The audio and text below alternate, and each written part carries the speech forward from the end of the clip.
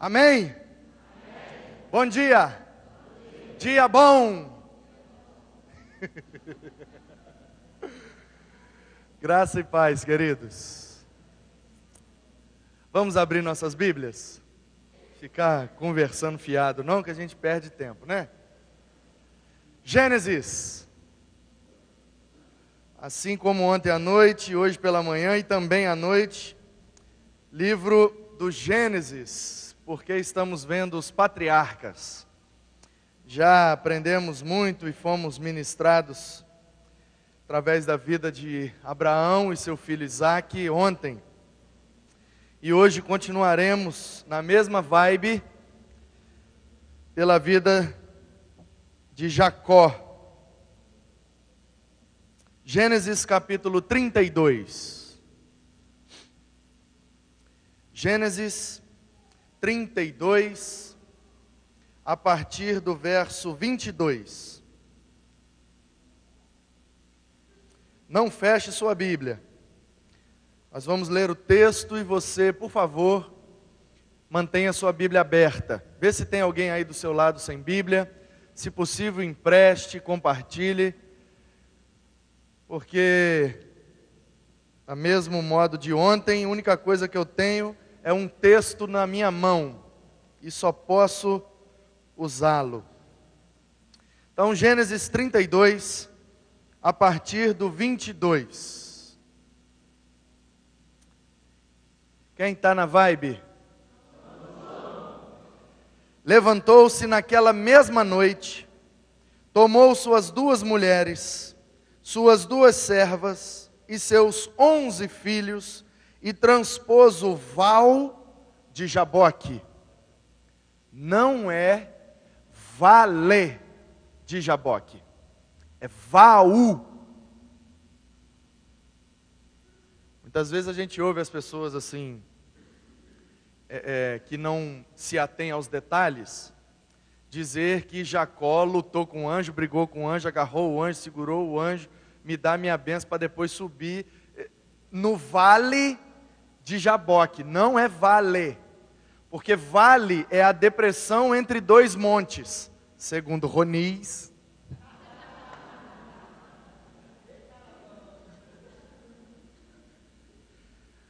E val é o estreitamento de um rio. Um rio que é largo e num determinado momento ele se estreita. Isso é um val.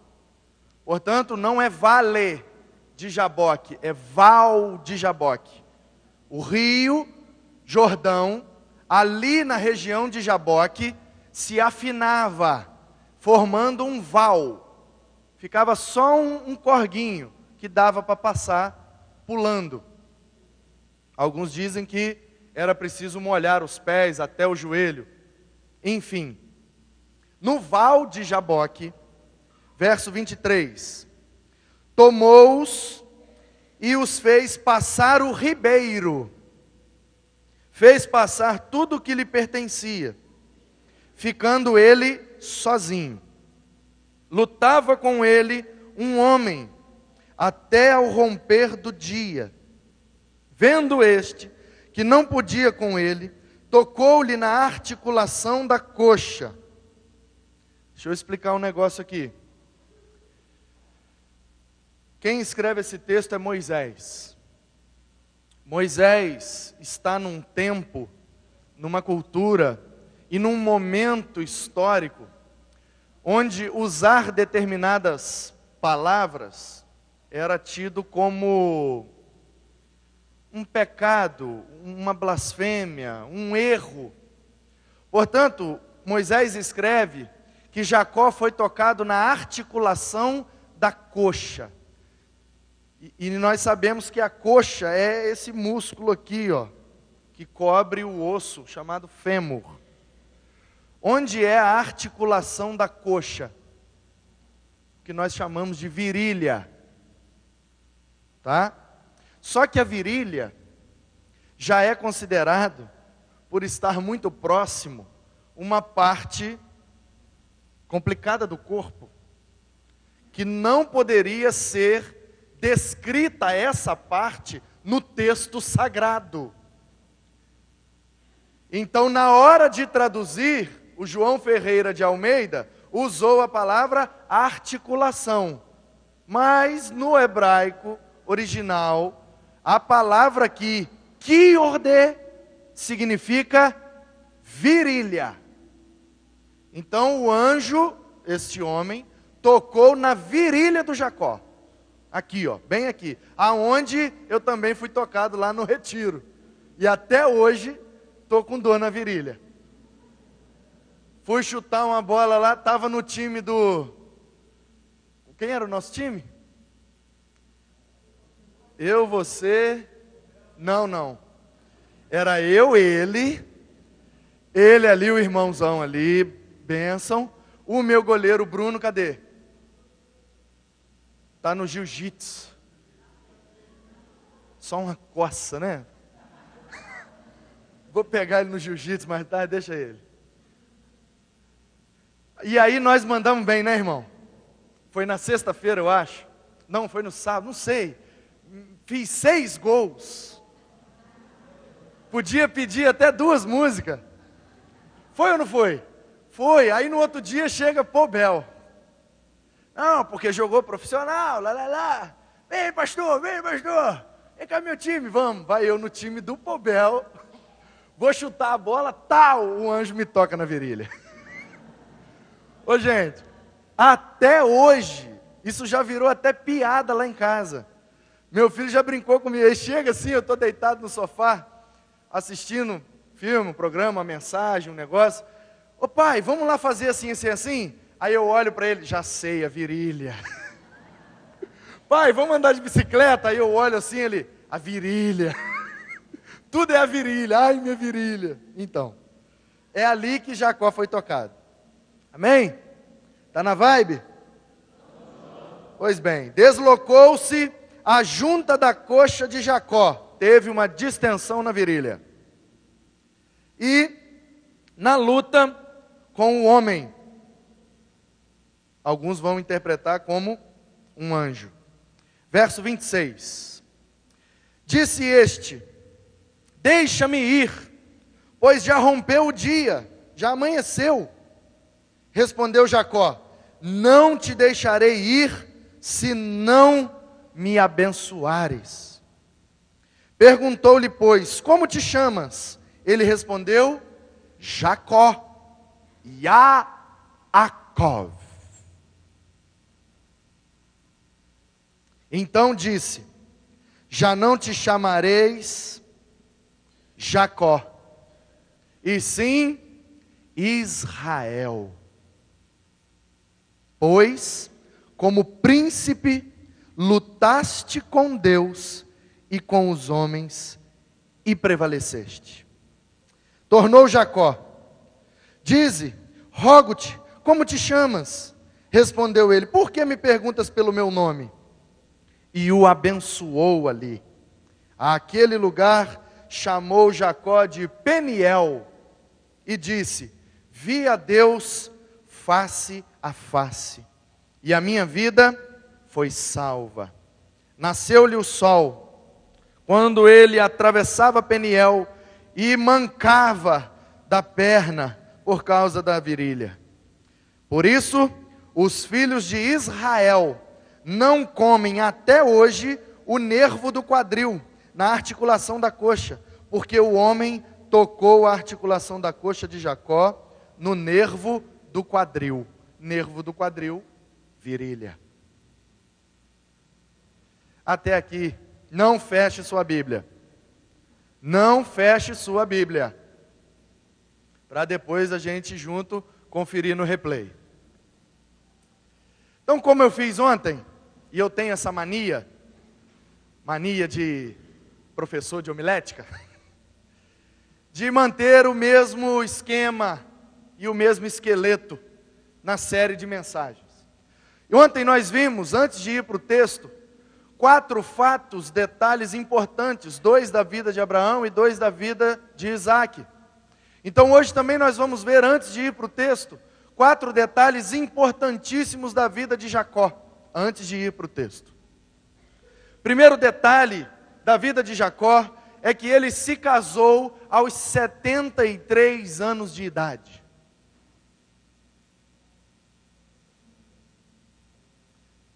A exemplo do seu avô, que começou a ter uma experiência com Deus aos 75 anos, Abraão. E nós vimos ontem que a idade não é um empecilho para quem quer ter uma vibe com Deus. Põe para nós, Lorena, por favor.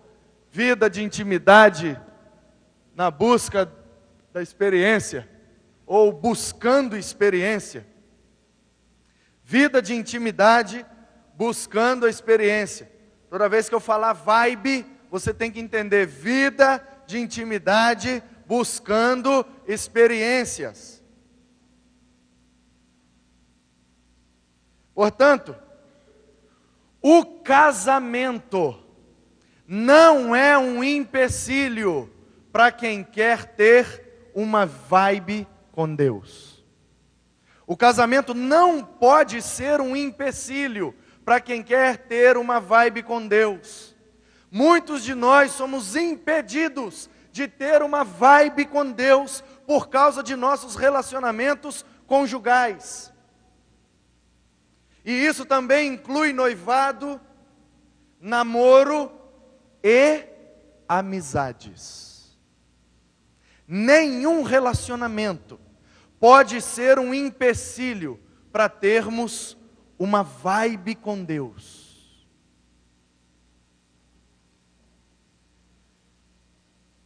Muitas vezes, um relacionamento, seja ele conjugal, afetivo, amoroso ou de amizade, muitas vezes nossos relacionamentos se tornam pedras de tropeço na nossa vibe com Deus.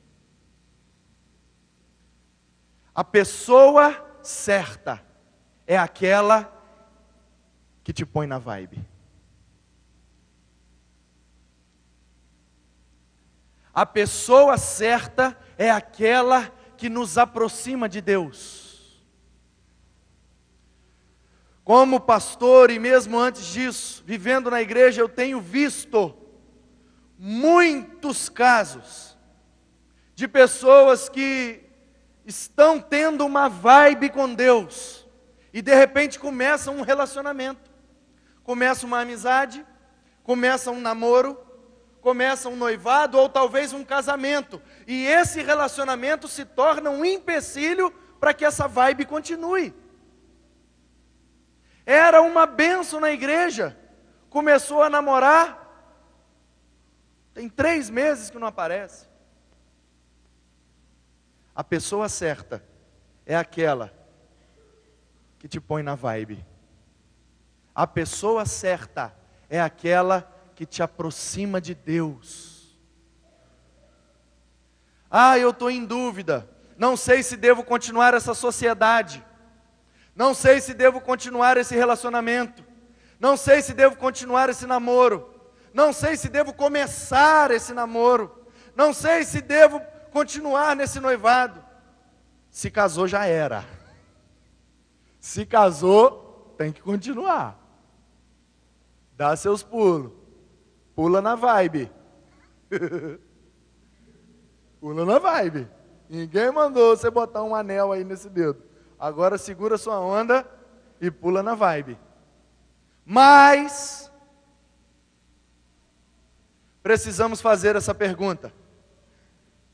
Precisamos fazer essa pergunta. Este relacionamento, este casamento, essa amizade, essa sociedade, isso me aproxima ou me afasta de Deus? Essa pergunta precisa ser feita. Porque a pessoa certa é aquela que nos põe na vibe. É aquela que nos aproxima de Deus. E aí talvez você pense assim: ah, pastor, o senhor fala assim porque não conhece o meu caso. O meu caso é diferente desse aí. Lá em casa, eu tô na vibe. Quem não tá é ela. Quem não tá é ele.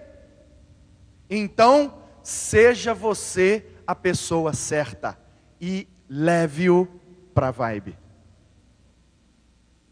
A pessoa certa é aquela que nos aproxima de Deus. Se você não tem uma pessoa certa que te aproxima de Deus, seja a pessoa certa que vai o levar a Deus. Das duas, uma. Das duas, uma. Eu me lembro, já contei para vocês lá no retiro algumas histórias minhas de adolescente, na Batista Central em Volta Redonda. Histórias fantásticas. A gente podia um dia fazer uma tarde igual ontem, só que em vez de debate, pergunta, aquele negócio tenso, fazer uma tarde assim de contar casos. Casos de igreja, caso de acampamento, caso de retiro, casos de igreja é um negócio maneiro demais. Alguém tem que parar, pode até ser que seja eu, mas sentar e escrever os casos de igreja. Igreja dá cada caso. É bom demais, né? É muito bom. Vou contar um para vocês, só um, hein? Tem um monte na bagagem, só um. Uma vez no retiro, levamos um menino, adolescente, eu também era adolescente, um adolescente que não era crente, amigo de um jovem da igreja, convidamos para ir para o retiro. Aquela ideia de usar o retiro para evangelizar, né? Aí o menino foi no retiro. Primeiro dia do retiro, chegou todo mundo, chegamos de manhã, porque lá no Rio o pessoal tem... Aqui o pessoal vai para retiro à noite, né? Na quinta ou na sexta, sai de tarde e chega no retiro à noite. Lá não, a gente sai de madrugadinha, 5, 6, 7 horas da manhã e chega no retiro de dia. Aí ajeita as coisas de manhã e tal, faz um momento devocional e almoça e começa o retiro depois do almoço.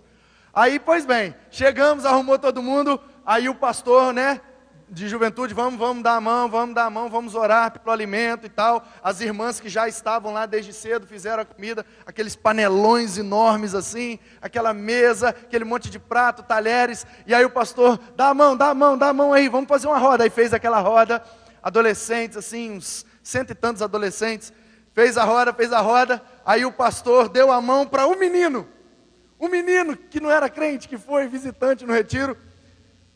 Então nós vamos orar para agradecer o alimento. Meu filho, por favor, agradeça o alimento. O menino visitante olhou para o pastor, quem que fez, tio?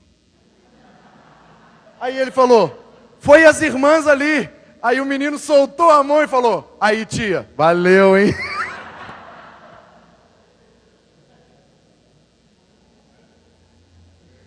Não comi ainda não, mas deve estar uma delícia.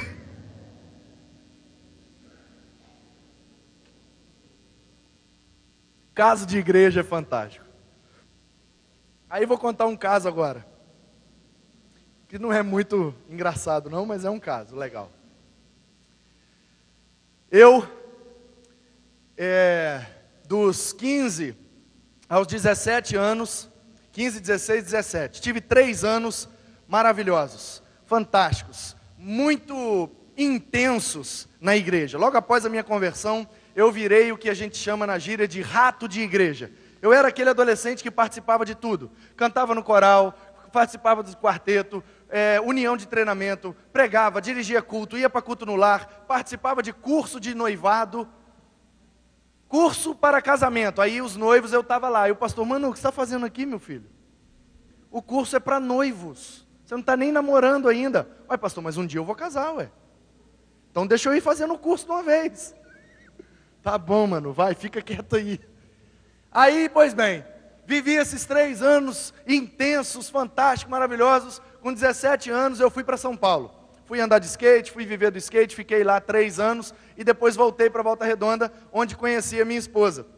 E ela, nessa época, não era convertida. Não era. E aí eu fiz o que nós chamamos de namoro missionário. Não faça isso. Não faz. Não faz. E aí, conheci ela, a gente começou a, entendeu? Um negócio assim e tal. Aí ela foi lá em casa um dia, e aí a gente subiu o escadão que vai da São João para o Monte Castelo. E aí no meio do escadão ali, o negócio ferveu e tá. Pois bem. Vão namorar? Vamos. Então tá bom. Aí um dia eu de carro com ela, a gente saiu para comer uma pizza, aí eu parei no sinal, aí virei para ela e falei assim, você quer casar comigo? E ela é mais velha que eu, tá? Não parece não, mas é. Aí ela falou, que isso, menino? Eu com 19 anos e ela com 20 e pouco.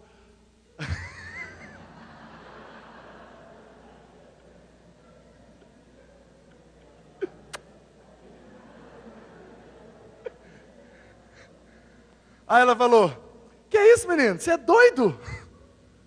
Estou no último ano da faculdade, nem terminei ainda. Que isso? A gente mal começou a namorar, você já está falando em casamento? Ué, mas a gente está namorando para quê? Para casar, ué. Você não quer casar comigo, não? Não, eu falei, então desce do carro. Abri a porta do carro, falei, então desce. Aí ela, que isso, você é doido? Doido é você. Você que é doida. Um menino novo, loiro, de olho verde, famoso, bonito, rico. E você velha desse jeito, não quer casar comigo? Você que é doida, desce do carro e vai embora. Isso é que eu chamo de persuasão.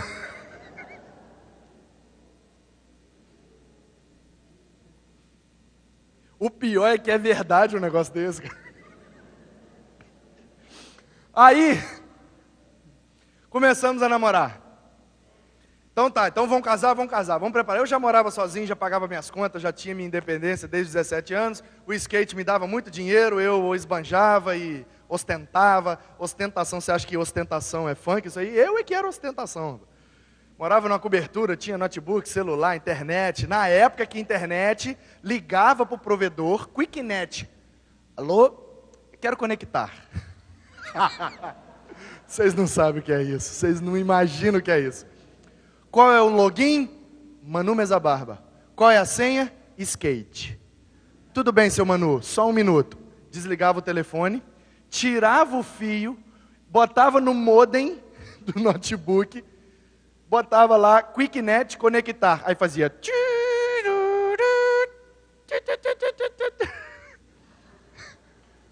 Aí conectava aquela carroça.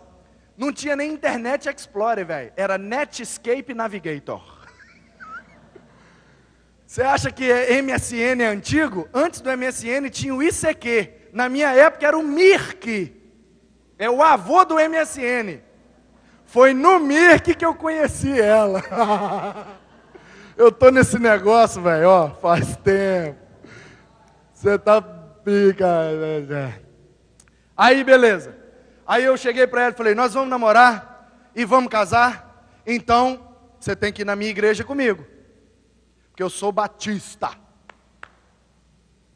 Aleluia. Batista. Antigamente eu tinha um P no meio, né? Baptista. Batista. Tudo bem, eu vou com você, não tem problema não. Fomos ao culto. Batista Central de Volta Redonda. Firme nas promessas do meu Salvador, cantarei louvores a Cristo. Aí ela foi, gostou, achou legal. É legal, né? Beleza, saímos no culto, pastor Nilson de Marzio. Pastor Nilson de Marzio é um negócio assim, além do alcance. Lá na Convenção Batista Fluminense, é um nome acima de qualquer suspeita, de qualquer... Foi presidente da convenção várias vezes, presidente da ordem várias vezes. Um homem de Deus fantástico. Tenho o grande privilégio de ter sido discipulado e batizado pelo pastor Nilson de Marzio. Nilson de Marzio já com seus 80 anos, despedindo as pessoas na porta. Muita gente, igreja lotada, domingo pela manhã, todo mundo saindo. E aí de repente eu...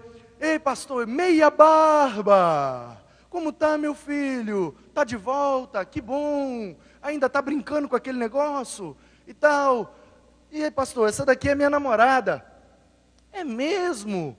Como que é o nome dela? Ana Paula. Oh, minha irmã, prazer em conhecer. Namorada do Manu. Manu, uma bênção. Manu, um menino joia. Que bom. Manu, ela é de qual igreja? Pastor... Ela não é de igreja nenhuma, não. Ele soltou a mão dela. Ô gente, é nessa hora que eu deito e durmo em paz. Porque esse pastor Nilson de Márcio, um homem daquela catilogência, deu um vacilo desse, eu posso vacilar de qualquer jeito. O pastor Nilson soltou a mão dela e falou: que isso, meu filho? Aí eu tremi, gelei, né? Julgo desigual, julgo desigual, julgo desigual. Aí ele: com tanta menina bonita aqui na igreja, você foi pegar uma no mundo. Ela olhou para mim com a cara assim: vamos embora, vamos embora. Eu saí com ela com a cara vermelha, cor de abóbora roxa. Ai meu Deus do céu, ai meu Deus, e agora? Acabou meu namoro missionário. Aí ela: nunca mais eu volto nessa igreja. Ele me chamou de prostituta, mulher do mundo. É, gente, porque esse nosso evangeliquez, né, não todo mundo que entende, não. A gente fica falando evangeliquez, as pessoas não traduzem esse evangeliquez, não. Ou a gente fala na língua que eles entendem, ou então a gente vai ficar falando sozinho. Aí, meus queridos, o negócio ficou feio. Ficou feio porque ela não queria mais voltar, e eu não queria terminar o namoro, porque era ela, e eu sabia que era ela, e tinha um negócio assim que dizia: é ela, é ela, é ela. Então vamos. Pois bem, casamos, tivemos o nosso filho. Um ano depois estávamos de mudança para Guarapari. E ela não era a pessoa certa. Ela não me aproximava de Deus.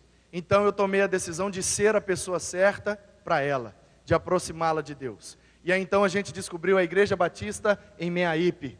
E começamos a frequentar, e ali com o pastor Elson, um baixinho, careca, Elson Moraes, por quem tenho enorme carinho. Começou a conversar com ela, pegou a sua bicicletinha Barra Forte, foi lá na nossa casa, nos fez uma visita, tomou um café com ela. Quando ele saiu, ela virou e falou: desse baixinho eu gostei. Quando que é o culto lá na igreja? Falei: domingo. Ela: tá bom. Isso era uma terça-feira. Passou quarta, quinta, sexta, sábado. Quando foi domingo de manhã, ela me acordou: é hoje que é o culto? É, então vamos? Opa! E fomos pela manhã, e fomos à noite, e ela ali então tomou sua decisão, foi batizada, e estamos na presença de Deus, para a glória de Deus. Um relacionamento não pode ser empecilho para termos uma vibe com Deus.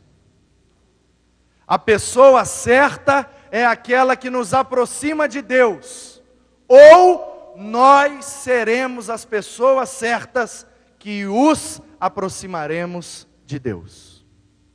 Amém? Segundo fato sobre a vida de Jacó. Jacó, eu falei que ele se casou aos 73 anos. E talvez você já leu o livro do Gênesis e pode me perguntar: eu já li Gênesis, do 1 até o 50. Não tem esse número aí de 73 anos quando ele casou, não. Pois bem, é porque tem uns malucos, doidos, que gosta de virar a noite estudando Bíblia e começa a fazer umas contas doidas. Então deixa eu te falar. Lá em Gênesis 47:9, diz que ele tinha 130 anos quando foi para o Egito. Em Gênesis 41, 46, 47, diz que quando o José nasceu, ele tinha 93 anos, então 37 anos a menos. E diz também que ele ficou 20 anos sem ver o José, entre a sua morte possível e o seu encontro no Egito. Então 130 menos 37, menos 20, 73. Problema meu que sou doido e gosto de ficar fazendo essas contas. Se você quiser conferir, depois a gente está aí. Pois bem, segundo fato sobre a vida de Jacó, é que ele namorou 1 mês e ficou noivo durante 7 anos. Já pensou um negócio desse? Tem gente que está noivo uns 10 anos aí, né? Mas... E isso está lá em Gênesis 29, a partir do verso 14. Diz que ele chegou lá e conheceu a menina. E gostou da menina. e começou a namorar a menina. E aí, um mês depois, namorar assim, né, no padrão da época aqui, namorar só de olhar e... Sabe como é que é? Assim, meio... Ô, velho, não faz esses bicos não, esse negócio é feio. Vai tirar uma selfie assim, dá um sorriso, né? Agora, esses biquinhos aí, sei lá. Enfim, problema de vocês também. Então, ele namorou um mês e ficou noivo durante 7 anos. Deixa eu te falar um negócio. De um lado, o casamento, o relacionamento, não pode ser um empecilho para termos uma vibe com Deus. E do outro lado, a solteirice também não pode ser um empecilho para viver uma vibe com Deus. Porque se de um lado os relacionamentos atrapalham, de outro lado a solteirice também atrapalha alguns.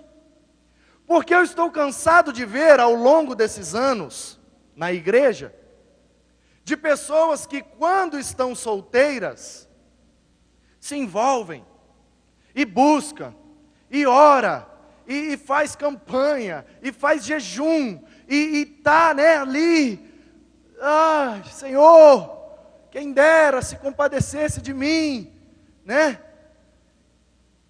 Só que a única motivação do envolvimento na vibe é por causa do fato de ser solteiro. E o único foco é acabar com esse negócio. Tem pessoas que só procuram uma vibe porque querem deixar de ser solteiras, porque acham que na igreja é o melhor lugar para encontrar uma pessoa boa para casar. Menina boa está na igreja, menino bom está na igreja. Aquele do louvor, então, ai meu Deus. Aquele da guitarra vermelha, você viu? Aí nem é guitarra, é baixo. Quem é o baixista? Ô velho, fala a verdade. A pior desgraça de um baixista é a pessoa olhar e falar, guitarra bonita. É ou não é? Eu entendo sua dor, cara. Eu entendo o seu sofrimento, cara. Eu entendo sua angústia. As meninas olham e falam, gostei da guitarra. Miséria, né? E aí, a gente fica buscando uma vibe com Deus, mas não tem paciência de esperar. Precisamos aprender a amar com paciência. Amar com paciência. Deixa eu te falar um negócio, jovem. Deixa eu te falar um negócio, menino e menina. Se você está namorando, você ainda é solteiro. Se você está noivo ou noiva, você ainda é solteira. Portanto, ame, mas ame com paciência. Paulo escrevendo aos Coríntios, primeira carta, capítulo 13, verso 4. Lembra? O amor é paciente. Tenham paciência. O Jacó namorou um mês e fez um compromisso de casamento que ele teria que trabalhar e esperar 7 anos. Ele esperou, ele trabalhou. Enquanto é solteiro, não pode fazer coisas de casado, tem que esperar. Porque quem ama, espera. O amor é paciente. Ai, me dá uma prova do seu amor. Sabe como é que é? Eu sei, eu já tive sua idade e já senti esse negócio aí também. Me dá uma prova do seu amor. Você me ama? você sabe. Você me ama. Para falar com a mãe é um leão, né? Aí nessa hora vira um gatinho. Você me ama, bebê. Você sabe que eu te amo, bebê.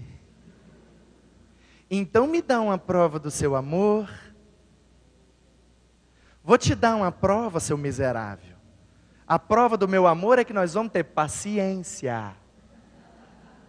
Porque o amor é paciente. E quem não sabe ter paciência é porque não sabe amar. E quem não tem paciência é porque não está amando. Portanto, esse negócio de prova de amor é paciência. Quer dar uma prova de amor? Seja paciente. Mas essa mulher, pastor, essa mulher aqui em casa, o senhor não sabe. Essa mulher é uma bênção. Ô mulher! Ama ela, meu irmão. Eu amo, então tenha paciência com ela. Ai, pastor, esse marido aqui, esse homem aqui em casa, é desse jeito aí, ó. Chega do serviço, se joga no sofá, com essa camisa de vereador, essa cueca que não troca 3 dias. Tá aí, ó, desde sexta-feira em cima desse sofá. Daqui a pouco gruda, cria raiz nesse sofá, pastor. Não sai daí, ó. É daí para a geladeira, da geladeira para aí, daí para a geladeira, da geladeira para a cama, da cama para a geladeira, da geladeira para aí. Ama ele, irmã? Eu amo, então tenha paciência com ele. Um casamento não pode ser empecilho para ter uma vibe. De outro lado, a solteirice também não pode ser empecilho para ter uma vibe com Deus. Porque se a gente não tiver paciência, não souber esperar o tempo certo, se são 7 anos, é 7 anos. Não é 6, não é 5, não é 4, não é 3, não é 2, é 7. Se tem que esperar, tem que esperar, senão a gente sai da vibe. Ouviu aí, menino? Ouviu aí, menina? Vocês que estão namorando aí, ó, vocês estão solteiros ainda, tá? Espera, segura, tenha paciência, senão vocês vão perder a vibe. Terceiro fato sobre a vida de Jacó. Jacó, depois de anos, se reconciliou com seu irmão Esaú. Alguns vão dizer que demorou aproximadamente 20 anos. E isso está lá em Gênesis capítulo 33. O momento em que Jacó viu seu irmão Esaú vindo à sua direção. E ele então está tremendo de medo, porque ele fez uma maracutaia para então roubar a primogenitura do seu irmão Esaú.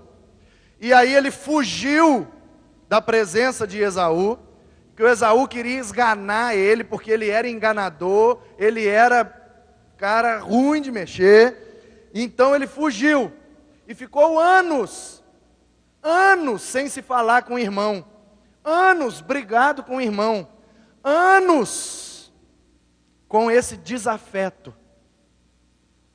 Queridos, um desafeto não é empecilho para termos uma vibe com Deus.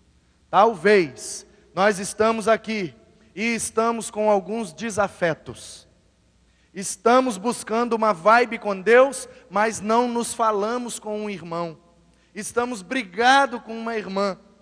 E eu não digo só irmãos e irmãs espirituais, irmãos e irmãs na fé, porque isso também acontece. Pessoas que convivem com outros dentro da igreja, mas não se falam, não se gostam, estão brigadas e fugindo umas das outras. Como Jacó fugia de Esaú, brigou com o irmão e fugiu, e ficou alimentando esse desafeto. Até que um dia, depois de anos, Esaú vem até a sua presença. E ele então, diz o texto de Gênesis 33, que ele se abaixa, se humilha, pede perdão, dá um abraço e diz: que bom que você voltou, meu irmão. Que bom que nós estamos juntos novamente.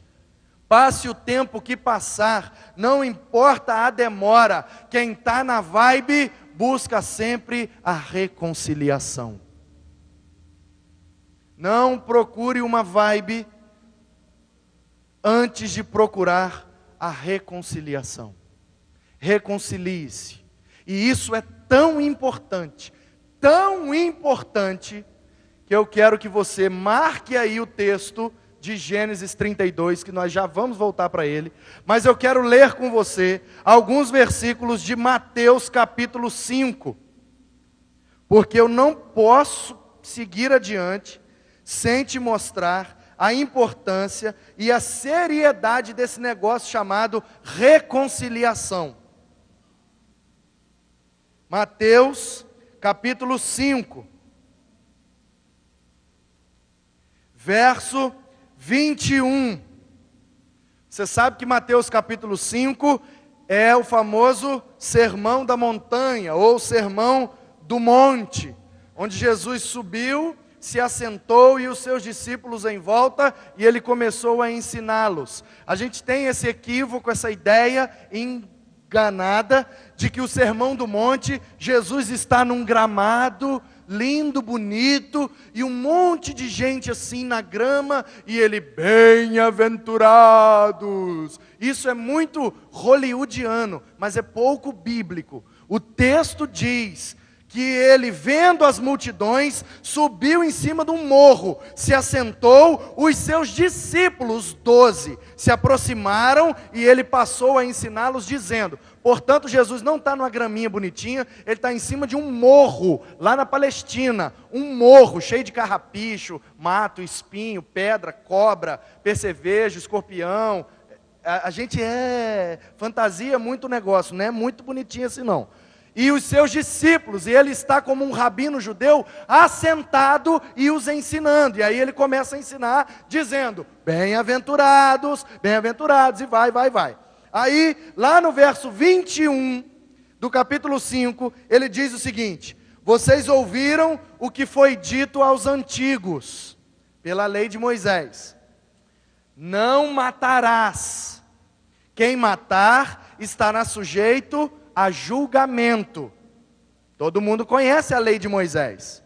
Eu, porém, vos digo que todo aquele que sem motivo está entre colchetes, portanto isso não está no original, isso é uma nota de rodapé que o copista bíblico levou para cima. Pequeno livro do Joshua Harris, quem botou colchetes na minha Bíblia explica isso.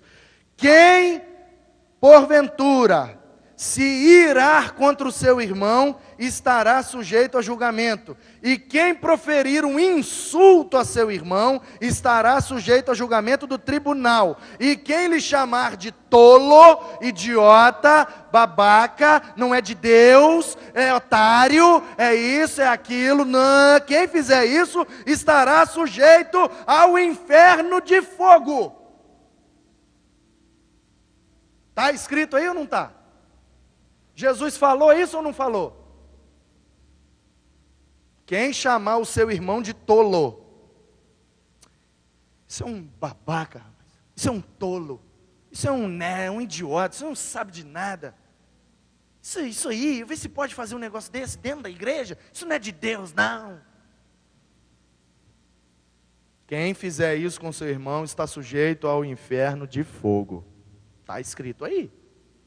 Verso 23. Olha a seriedade do negócio, gente. Se, pois, ao trazeres ao altar a tua oferta, para buscar uma vibe com Deus, e ali te lembrares que teu irmão tem alguma coisa contra ti, deixa perante o altar a tua oferta, e vai primeiro reconciliar com teu irmão. Está escrito ou não está?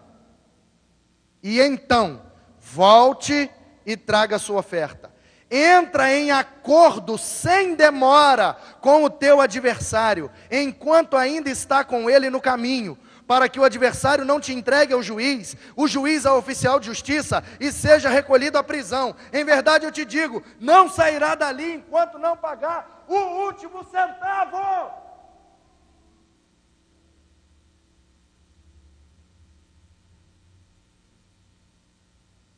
Traduzindo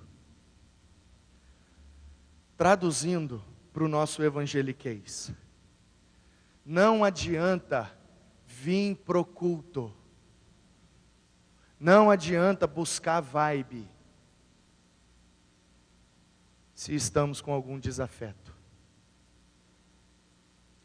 O que Jesus está dizendo é, que adianta você vir aqui, cantar musiquinhas, levantar a mãozinha, fechar o olhinho, e lá fora, ou até mesmo aqui dentro, você está sendo adversário de alguém, ou alguém está sendo seu adversário, e você vem querendo entregar a sua oferta para Deus, Ele não está recebendo. Vai primeiro e reconcilia, depois volta para entregar o seu culto devidamente. Está escrito aí ou não está? Então por que a gente se preocupa em vir para o culto, mas não se preocupa em reconciliar com os nossos irmãos? Eu não posso faltar ao culto, porque o culto é uma bênção. Eu não posso deixar de ir lá, porque hoje eu vou ministrar, hoje eu vou cantar, hoje eu vou orar, hoje eu vou participar, eu vou apresentar coisinha com as crianças, hoje eu vou fazer isso, eu não posso faltar, eu tenho que dar a minha vida para Deus, o meu melhor para Deus, mas o irmão está do lado, eu não falo com ele, eu acho que ele é um tolo, eu detesto ele, eu não suporto ele, eu não gosto dele, mas eu não estou nem aí para ele, porque eu estou entregando a minha vida para Deus.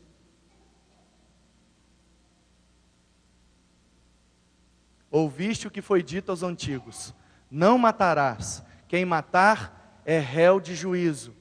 Portanto, eu vos digo, quem tiver um irmão como adversário, já matou esse irmão no seu coração, e receberá o juízo de assassinato.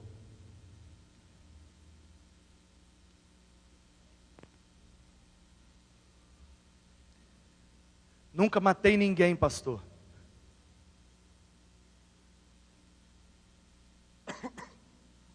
Sou criado na igreja, nunca bebi, nunca fumei,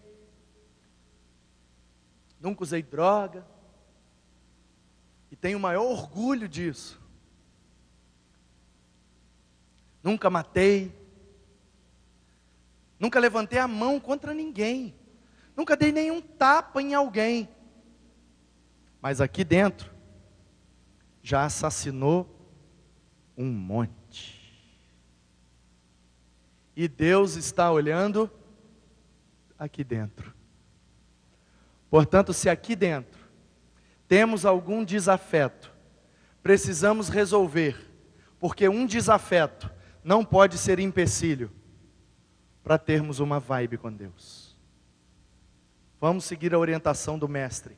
Vamos primeiro reconciliar com os nossos irmãos, para que o nosso culto seja agradável a Deus. Está na vibe? Então pensa aí pelo menos 3 pessoas que você precisa se reconciliar antes do culto da noite, para que o seu culto à noite seja agradável a Deus.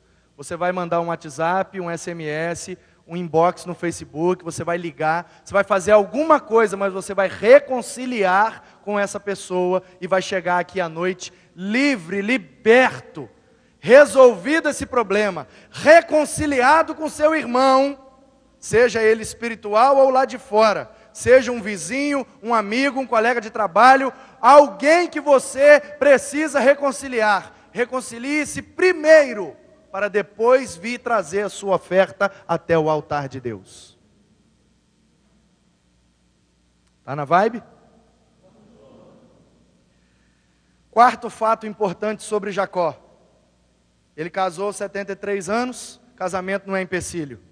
Ele namorou um mês, ficou noivo 7 anos, solteirice também não é empecilho.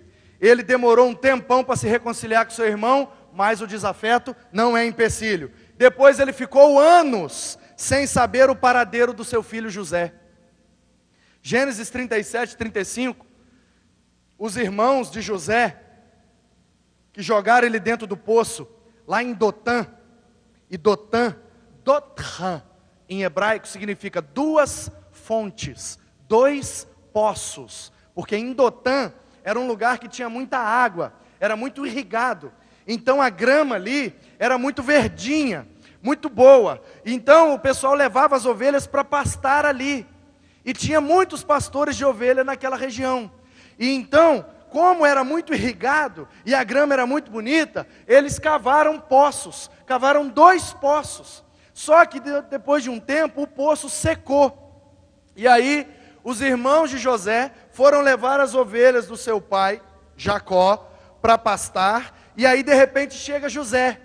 Aí eles olham e dizem: lá vem o sonhador, que teve um sonho, que acha que vai ser mais importante que nós, que não sei o que lá. Aí pega ele, bate nele, joga ele dentro do poço, e depois ele é vendido para o Egito, e lá se torna escravo, e aí começa a história de José, que nós vamos ver logo mais à noite. Mas o fato é que os irmãos chegam para Jacó, seu pai, e inventam uma mentira. Pegam a roupa de José, suja ela de sangue, chega lá para Jacó e diz: ah, coitadinho do Zé, pai, olha aí, morreu.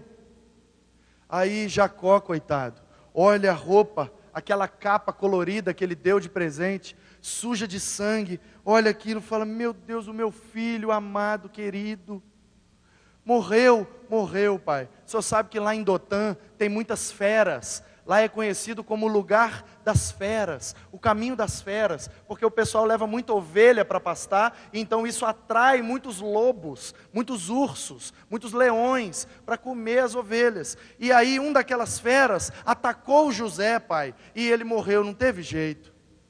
Aí o Jacó, coitado, pega aquele casaco cheio de sangue, abraça aquilo e começa a chorar, e entra num luto, numa angústia, num sofrimento, e fica anos, sem saber do paradeiro do seu filho, até que um dia, e isso está lá em Gênesis 45, chega a notícia de que o José está no Egito, e se tornou governador do Egito, e que é agora alguém importante, e mandou chamar o seu pai Jacó, para ir até o Egito, morar com ele. E então Jacó chega lá, e fica muito feliz de ver o seu filho de volta, abraça e beija, e vive os seus últimos anos feliz da vida, porque Jacó não tinha morrido, estava vivo. Sabe, queridos, muitas vezes nós somos ignorantes, não ignorantes no sentido de ser truculento, de ser ríspido, bruto, mas ignorante no sentido de não saber algumas coisas. O Jacó ficou muitos anos sem saber a verdade a respeito de seu filho. Ele estava ignorante ao fato do seu filho não ter morrido e ser alguém importante no Egito, que era a maior nação da época. Imagine você, tem um filho, muito querido, muito amado, de repente chega a notícia de que ele morreu. Mas isso é uma mentira. E passam-se os anos, e aí ele se torna presidente dos Estados Unidos. E você não sabe disso. Você está ignorante ao fato de que ele é presidente de uma das nações mais importantes do mundo. E você está chorando a morte dele, enquanto ele está lá na posição mais elevada do mundo, politicamente falando. Ele estava enganado. Ele não sabia de tudo. E nós também não sabemos de tudo. Quantas e quantas coisas acontecem ao nosso redor, e a gente não entende, e a gente não sabe, e a gente é ignorante acerca de alguns assuntos, e a gente vê as coisas ruins acontecendo com pessoas boas, e a gente não entende isso, e a gente fica, meu Deus, sofrendo, angustiado, e a gente não consegue entender. Deixa eu te falar uma coisa, a ignorância, o fato de nós não sabermos tudo, não é empecilho para a gente ter uma vida de intimidade, buscando experiência com Deus, porque nós não sabemos tudo, basta nos saber uma coisa, que Ele está no controle de tudo. Ele não sabia do paradeiro do seu filho, Mas o Senhor eterno estava no controle da história e levou José para o Egito com um propósito: de fazer o seu povo se tornar uma grande nação, para depois herdar a terra prometida. Queridos, nós não sabemos de tudo, mas basta nos saber uma coisa: Ele está no controle de tudo. Eu sei que o tempo estourou e eu tenho muita dificuldade com o tempo, mas eu, como prometi, não posso encerrar, e eu queria te pedir o favor de aguentar mais alguns minutinhos, porque nós vamos voltar ao texto, e eu quero que você confira comigo no replay, depois dessa história da vida de Jacó. E nós já aprendemos muito, mas eu quero te mostrar na vida e nessa experiência que esse homem teve com Deus, como vive quem vive na vibe. Gênesis 32, a partir do 22. Como vive quem vive na vibe? Primeiro, vive no desconforto. Verso 22 diz que ele levantou naquela noite, tomou suas mulheres, suas servas, os 11 filhos e transpôs o val de Jaboque. Igual Abraão, que levantou cedo, arrumou o jumento, pegou tudo e partiu para Moriá, Jacó também levantou cedo, arrumou tudo, juntou todo mundo e partiu para ter uma experiência com Deus. Muitas vezes nós ficamos no lugar de conforto, na nossa zona de conforto, sentado no nosso sofá, com o nosso controle, só mudando de canal, e a vida está passando, e as experiências estão acontecendo, e nós estamos perdendo oportunidades de ter intimidade, de ter experiências, porque estamos muito confortáveis. Quem está na vibe não fica na zona de conforto. Levanta e vai atrás da vibe com Deus. Segundo, solidão. Olha o verso 24. Ficando ele só. Talvez você não percebeu, mas o que aconteceu é o seguinte: ele estava do lado leste do rio, em Jaboque. Juntou a sua família, juntou as mulheres, os meninos, as empregadas, os bichos, as roupas, juntou tudo, vamos embora. Atravessou o rio, deixou eles lá do outro lado, falou: espera aqui, já volto. Voltou para o lado de lá, e aí sim, Moisés está dizendo que agora, do lado de cá, ele está sozinho, porque o pessoal ficou tudo lá. Nos nossos dias de pós-modernidade, a gente tem muita dificuldade de ficar sozinho. É por isso que o virtual, é por isso que as redes sociais fazem tanto sucesso, porque elas nos dão a impressão de que não estamos sozinhos. Mas estamos sozinhos, deitado no quarto, com o celular na mão, sozinho. Mas aí ali no virtual a gente tem a impressão de que não está sozinho, mas está. E aí, a gente acha que solidão é coisa ruim. Fala para mim, quem aqui nessa manhã deseja a solidão? Hein? Ninguém. Nós perdemos o foco. Nós perdemos a vibe. Porque Jesus ensinou que quem quer vibe, vida de intimidade, buscando experiência, tem que aprender a ficar sozinho com Deus. Mateus capítulo 6.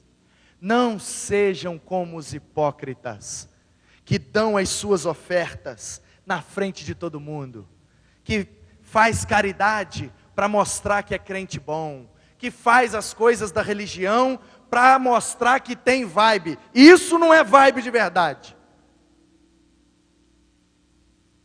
Se a sua mão direita der alguma coisa, a sua mão esquerda não pode ficar sabendo daquilo. Faça em segredo.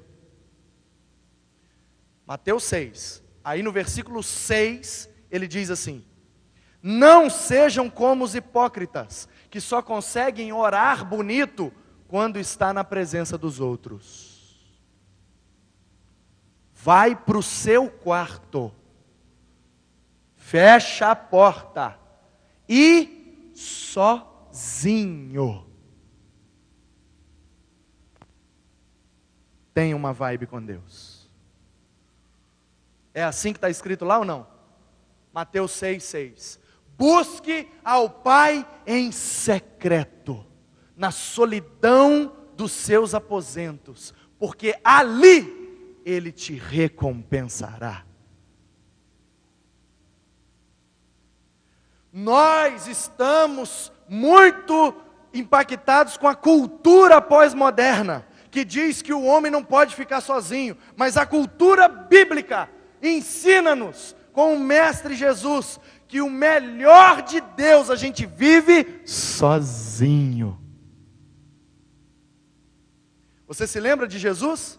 Quando ia viver a sua maior experiência com o Pai, dar a sua vida pelo resgate de toda a humanidade. Ele então sobe ao monte, o Monte das Oliveiras, e pede para os discípulos: fiquem aqui, espera, porque agora eu vou ter uma vibe particular com o Pai. E ali ele ora, e ali ele se entrega, e ali ele se derrama. Diz o texto que ele chegou a suar gotas de sangue, de tão forte que foi a vibe. Mas a gente só quer fazer se for junto, né? Ah, vai ter uma reunião de oração, quem é que vai?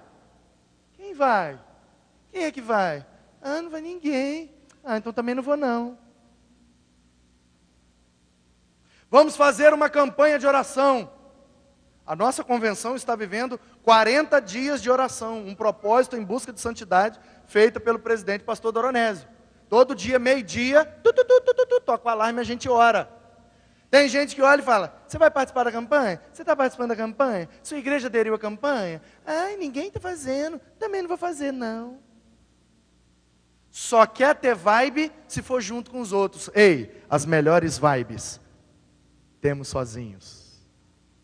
Ele ficou sozinho, porque quem está na vibe não tem medo da solidão, pois sabe que na vibe, a vibe aumenta.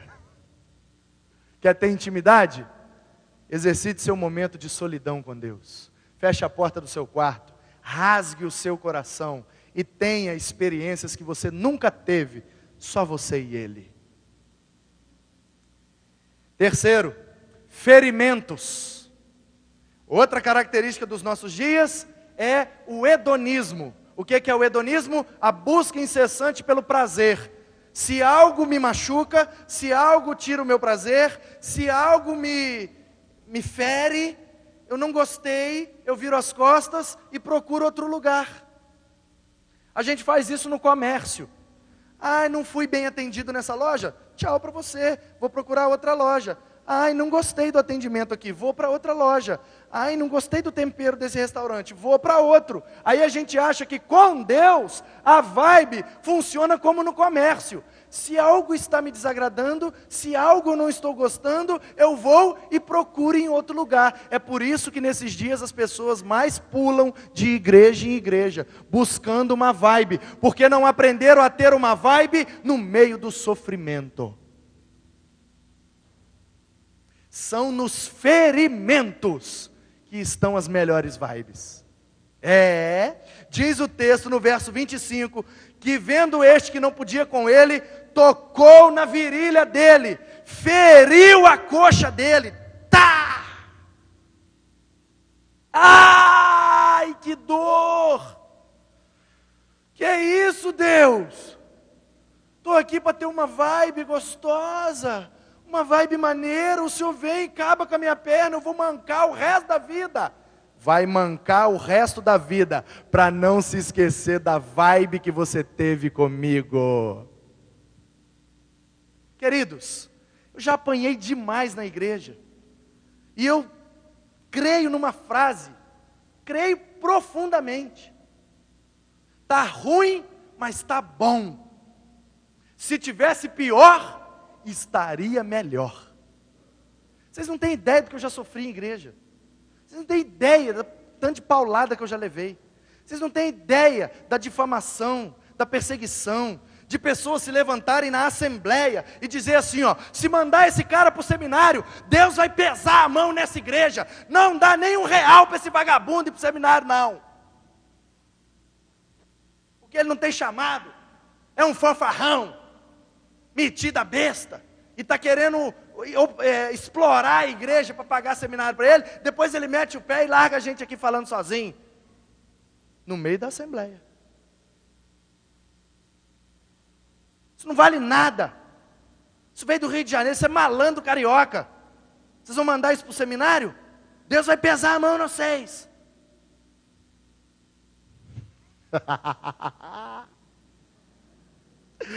Manda mais, manda mais. Bate mais. Porque esses ferimentos vão me lembrar das melhores vibes que eu tive com Deus. Não vai dar dinheiro para eu ir para o seminário, não? Não tem problema não. Aqui para vocês, ó, eu vou buscar o meu pai em secreto. Ô Deus, o negócio é o seguinte, quem me chamou para ir para o seminário foi o Senhor. O problema é seu, eu não mandei você me chamar para esse negócio. Eu sou gerente de um posto de gasolina, ganho bem, moro bem, estou bem de vida, estou tranquilo aqui na minha casa. O Senhor que inventou esse negócio de seminário, e agora esse cara está dizendo aí que eu não tenho chamado. O Senhor que me chamou, o Senhor por favor dá um jeito nele.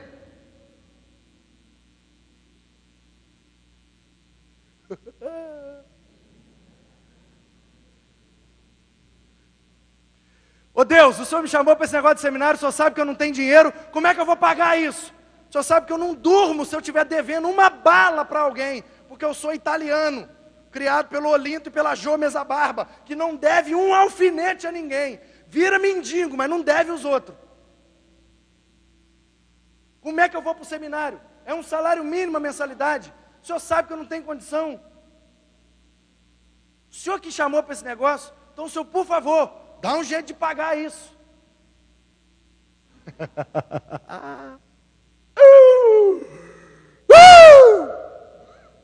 Ô gente, a vibe maneira demais, cara. Você não tem noção, cara. Você não tem noção do que é você passar pelos ferimentos, ser ferido na parte mais sensível de você, tá! E você não poder fazer nada. E ficar ali parado, só o que você tem é a vibe com Deus, e você continua nessa intimidade, buscando experiência. E que experiência maravilhosa foi quando eu recebi um telefonema: Manu, tem como você vir pregar aqui em Anchieta? Tem. Eu fui lá e preguei, terminou o culto, o pastor me chamou e falou: meu filho, o que você está esperando para ir para o seminário? Eu falei: eu estou esperando Deus abrir a porta, porque a minha igreja não acredita em mim. Tem um rapaz lá que me odeia, já falou que se minha igreja me enviar, vai pesar a mão na igreja. Eu não tenho dinheiro para pagar, eu estou esperando, mas eu vou. Então faz o seguinte, junta suas trouxas e vem para cá, que nós vamos pagar o seminário para você. 4 anos, estudando em Vitória, congregando em Anchieta, 75 quilômetros para estudar, 20 quilômetros para congregar. 4 anos. Sofrimento, sofrimento, sofrimento. Feridas, feridas, feridas, feridas, feridas. Se passaram os anos. Eu me formei, fiz o concílio, fui consagrado e voltei para ser pastor da igreja de Meaípe. E o cara que falou que eu não tinha chamado, que não deveria investir em mim, que lalala, que ppp, que manipulou todo mundo e levou todo mundo a ferir na minha virilha, estava divorciado por causa de um adultério e não está mais na igreja.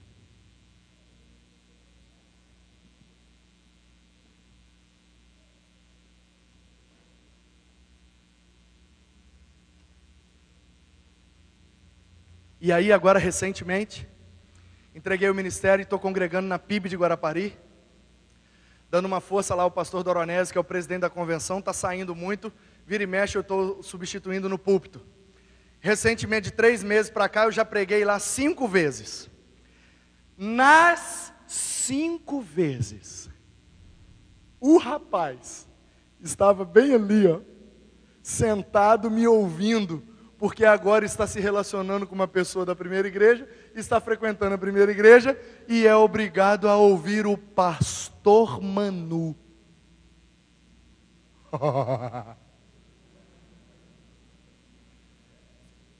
Quem está na vibe não liga para as feridas, não perde tempo com as feridas de perseguições, pois sabe que a vibe às vezes machuca a gente, mas essas feridas servirão para nos lembrar das vibes que vivemos com Deus.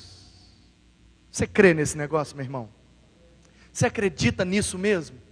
Então, se você for ferido, não perca sua vibe. Não ache que por causa de um ferimento você tem que abandonar. Você tem que procurar outro lugar. Porque as feridas que tem aqui, tem lá e tem acolá e tem em qualquer lugar. Felizes são os que choram, os humilhados, os perseguidos, pois deles é o reino dos céus. E aí, poderia falar muitas outras coisas sobre Jacó. Por exemplo, poderia falar sobre a bênção. Quem está na vibe, vive na bênção. Porque ele segurou o anjo e falou: enquanto você não me abençoar, eu não te largo. Poderia falar sobre a mudança. No verso 27 e 28, ele se chamava Jacó, enganador, usurpador, que não prestava, e virou o Israel, aquele que luta com Deus. Quem está na vibe, vive mudanças, porque é na vibe que Deus nos molda e nos muda. E poderia falar sobre o encontro que esse homem teve com Deus. Diz o verso 30, que aquele lugar ele chamou de Peniel, porque ali ele viu a face de Deus. Peniel, a face de Deus. Que vibe maravilhosa.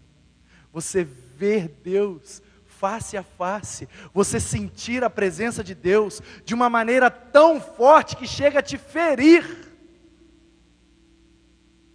Viu a face de Deus e a vida dele foi salva. Está aí no verso 30. Chamou de Peniel porque viu a face de Deus e a sua vida foi salva. Queridos, é na vibe que acontece salvação das nossas vidas. Quem está na vibe sempre tem encontros com Deus. Quem está na vibe sempre tem acesso à face de Deus. Quem está na vida de intimidade, na busca de experiência, não fica confortável, não tem medo de solidão, não liga para as feridas da vida, busca a sua bênção, experimenta as mudanças e tem sempre um encontro face a face com Deus. Está na vibe? Está na vibe? Está na vibe?